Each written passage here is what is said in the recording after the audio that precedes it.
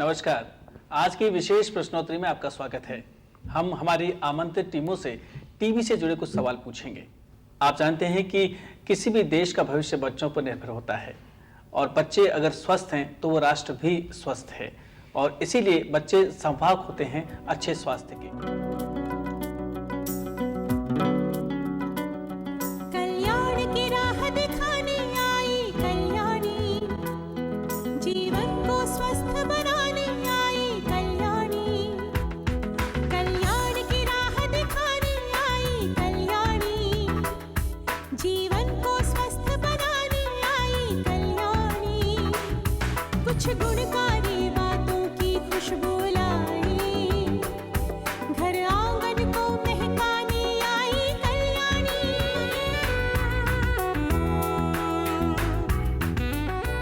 आज की हमारी इस प्रश्नोत्तरी में जो हमारी टीमें हैं हेमंत, बसंत और शिशिर, उनमें हमने उन नन्हे बच्चों को ही आमंत्रित किया है। तो सबसे पहले परिचय करवाते हैं हमारी तीनों टीमों से, हेमंत, बसंत और शिशिर से। सबसे पहले चलते हैं हेमंत टीम की ओर। मेरा नाम दीक्षा शर्मा है, मैं 6th क्लास में पढ़ती हूँ। मैं सेंट एंसलम्स पिंक सिटी स्कूल में पढ़ती हूँ और मुझे कल्याणी बहुत अच्छा लगता है। मेरा नाम इशिता चारण है, मैं 4th स्टैंडर्ड में पढ़ती हूँ। मैं केंद्रीय विद्यालय नंबर 3 जयपुर में पढ़ती हूँ। मैं कल्याणी हमेशा देखती हूँ। ये थी हमारी हेमंत टीम और अब चलते हैं हमारी दूसरी टीम बसंत के पास। मेरा नाम देवाश्री माथुर है, मैं 7th स्टैंडर्ड में पढ़ती हूँ। मैं आदर्श विद्या मंदिर में पढ़ती हूँ। मुझे कल्याणी देखना बहुत अच्छा लगता है।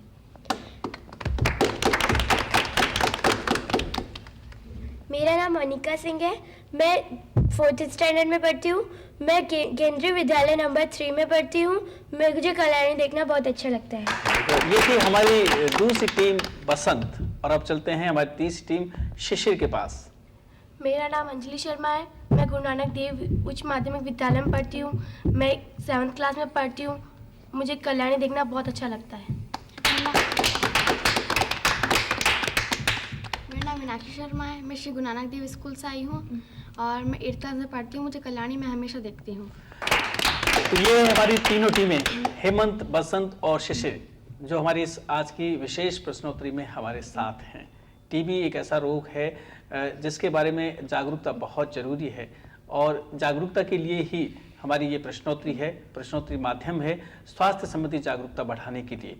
चेहरों पर उनके मुस्कान है, उत्सुकता है, हौसला है और वे बिल्कुल अब तैयार हो चुके हैं। तो शुरू करें सिलसिला। तो सबसे पहले चलते हैं पहले राउंड का पहला सवाल लेकर हेमंत टीम के पास और पूछते हैं कि टीबी खास करके किन लोगों को होती है। 3 ऑप्शन हैं, ए अमीरों को, बी गरीबों को या सी किसी को भी। सी किसी को भी।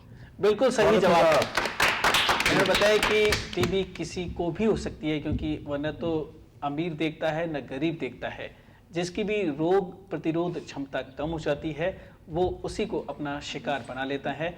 उनके जो बैक्टीरिया हैं वो अंदर चले जाते हैं और वे उस रोग से ग्रसित हो जाते हैं। सही जवाब, आपको बहुत बहुत बधाई। और अब चलते हैं हमारी दूसरी टीम बसंत के पास। तैयार हैं आप? आप बताएं कि टीबी रोग का पता लगाने के लिए किस चीज की जांच की जाती है या किस चीज की जांच हम करवाते हैं। ए बालों की, बी बलगम की और सी नाखून की। बी बलगम की। बहुत अच्छे, बिल्कुल सही जवाब।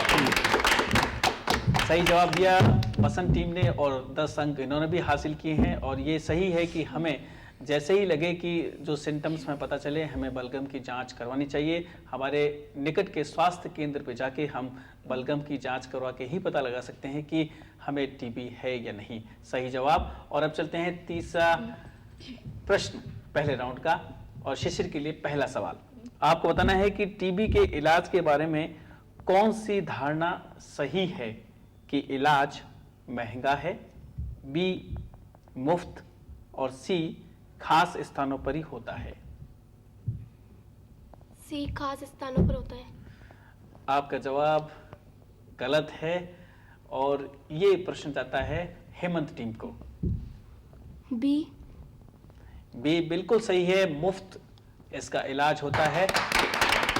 जैसे ही आपको लगे कि आपके किसी भी व्यक्ति को टीबी का आपको अंदेशा है, आप जांच के लिए निकट के स्वास्थ्य केंद्र पर जाएं, वहां पर इसकी मुफ्त जांच की जाती है और आपको परामर्श भी दिया जाता है।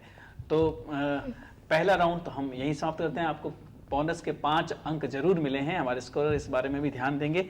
और पहले राउंड का दूसरा सवाल फिर शुरू करते हैं हेमंत टीम के पास। कौन से देश में टीबी के मरीज सबसे ज्यादा है, या ये रोग सबसे ज्यादा कौन से देश में फैला हुआ है? ए भारत, बी पाकिस्तान और सी श्रीलंका। ए भारत। ए भारत आपने बताया है, जो बिल्कुल सही है और 10 अंक आपको मिले हैं। मैं आपको और जानकारी इसमें देना चाहूँगा कि 1/3 टीबी के जो मरीज हैं वो भारत में हैं और हर साल हमारे देश में 18 लाख मरीज टीबी के होते हैं। कहने का अर्थ ये है कि भारत में ये रोग बहुत तेजी से बढ़ता जा रहा है। आवश्यकता है जागरूकता की कि हम इस ओर ध्यान दें। और अब बसंत टीम तैयार है।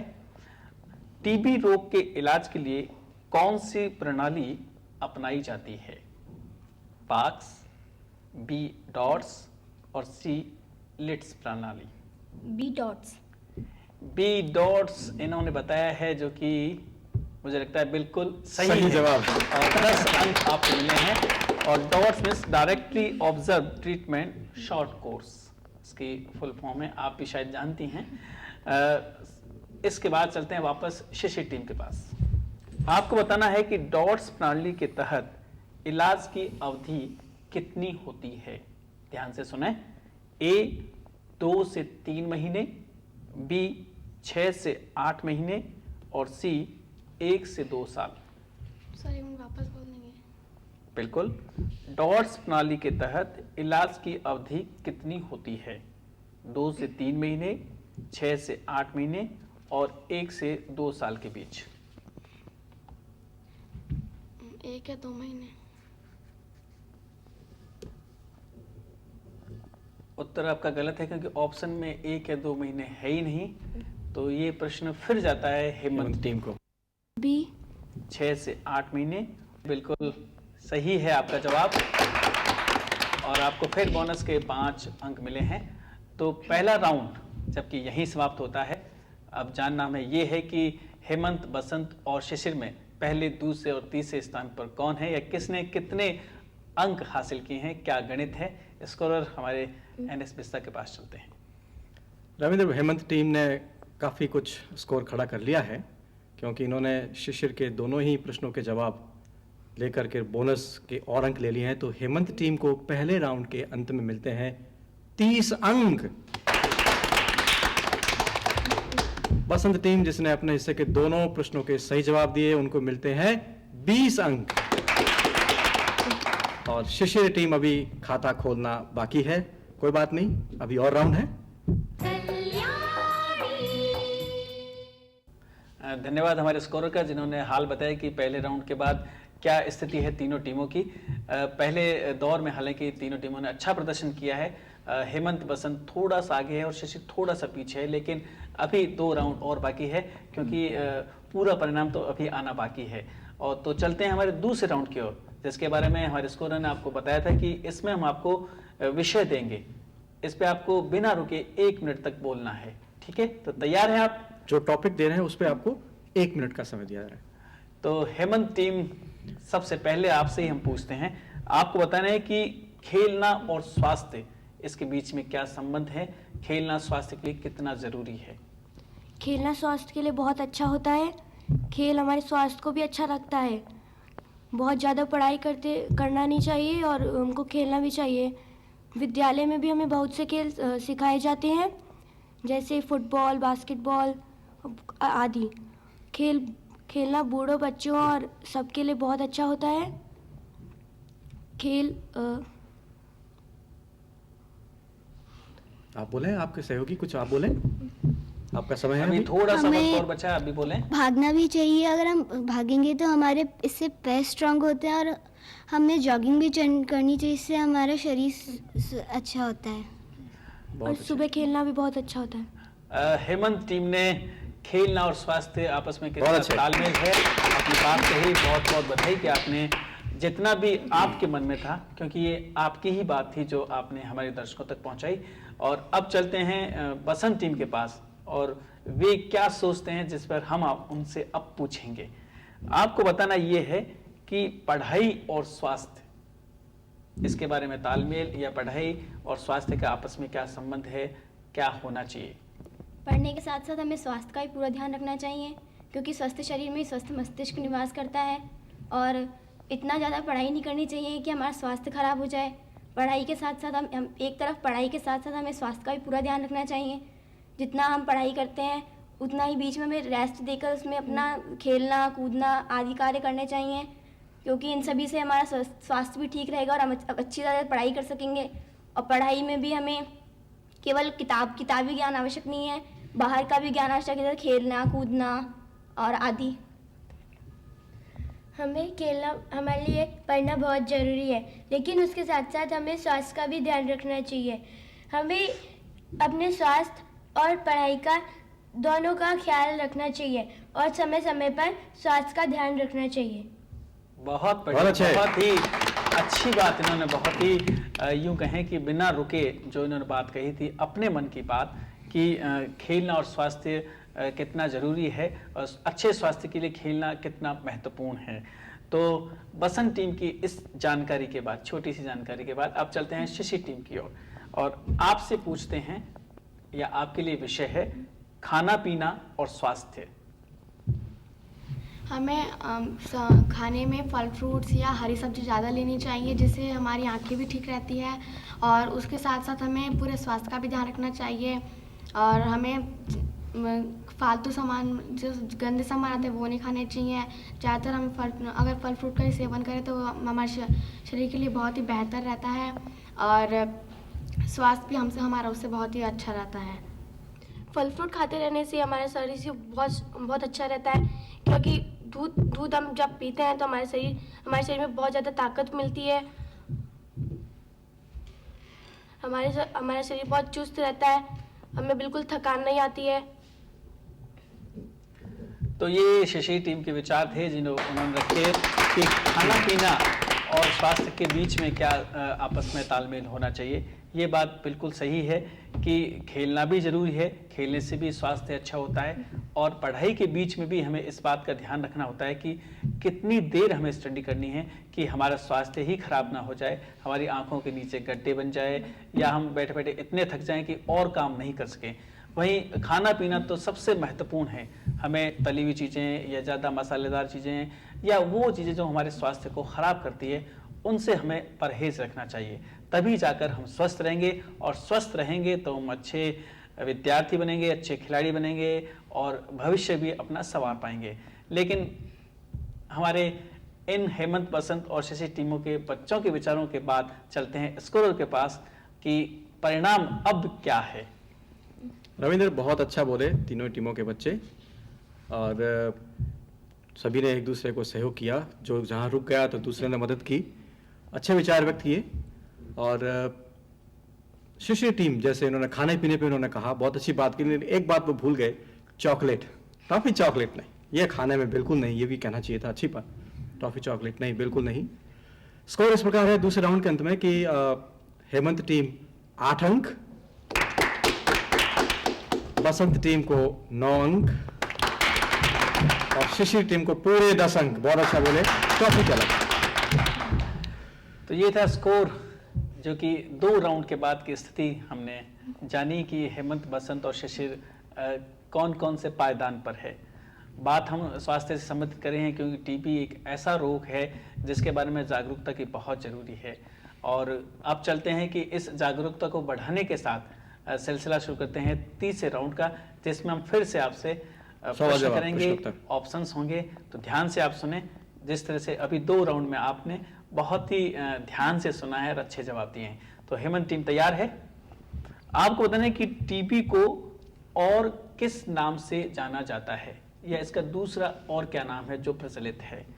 ए तपेदिक, बी पीलिया और सी मलेरिया। ए बिल्कुल सही जवाब है। तपेदिक के नाम से भी हम टीबी को जानते हैं। हालांकि कुछ लोग ये कहते हैं कि टीबी गुजरे ज़माने की बात हो गई है, अब इसका अस्तित्व नहीं है, लेकिन ये बात सही है कि भारत में तो ये सबसे ज़्यादा है और एक गंभीर जन स्वास्थ्य जिसके बारे में काफ़ी सोचना है कि एक गंभीर जन स्वास्थ्य समस्या ये बन गई है, जिसको लेकर जागरूकता की बहुत आवश्यकता है। और अब चलते हैं बसंत टीम के पास। आपको बताना है कि टीबी रोग का मुख्य कारण क्या है। ए मच्छर, बी दुर्घटना या सी कीटाणु। 3 ऑप्शन है आपके लिए, आपको बताना है जवाब क्या है। सी कीटाणु। बिल्कुल सही जवाब, कीटाणु सही जवाब है। और आप जानते हैं कि ये कीटाणु जो कि हवा में घूमते हुए फैलते हैं और जाकर हमारे अंदर संक्रमण कर देते हैं, जिससे कि हमें टीबी रोग हो जाती है। बिल्कुल आपने सही जवाब दिया और पूरे 10 अंक आपने हासिल किए। और अब चलते हैं शिशिर टीम की ओर। टीबी रोग शरीर के कौन से अंग को होता है। ए सर के ऊपर के हिस्से में, बी नाखून या सी किसी भी अंग। किसी भी अंग में। बिल्कुल सही जवाब है, किसी भी अंग में टीबी हो सकती है, लेकिन बालों में टीबी नहीं हो सकती और अधिकांशतः ये फेफड़ों में होती है। फेफड़ों के जरिए टीबी होती है और ये रोग ऐसा होता है जिससे हमें काफ़ी तकलीफ होती है। और अब चलते हैं, हेमंत टीम इंतजार कर रही है अपने प्रश्न का, तो पूछते हैं आपसे कि 30 राउंड का दूसरा सवाल।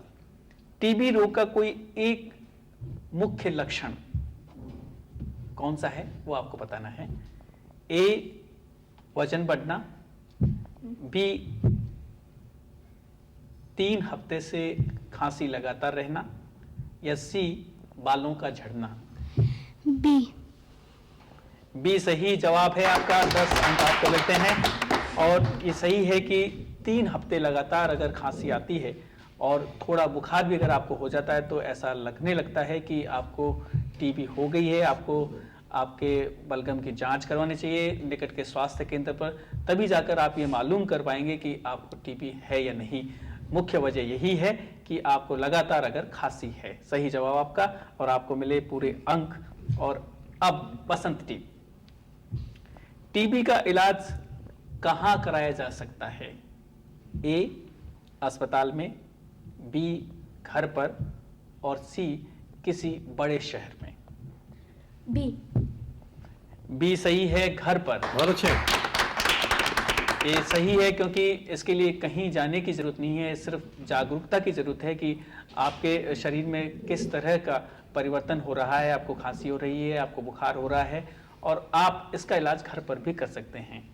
और अब जबकि तैयार है शिशिर टीम, टीबी रोग के फैलने का मुख्य कारण क्या है। हवा, बी भोजन या सी पानी। हवा।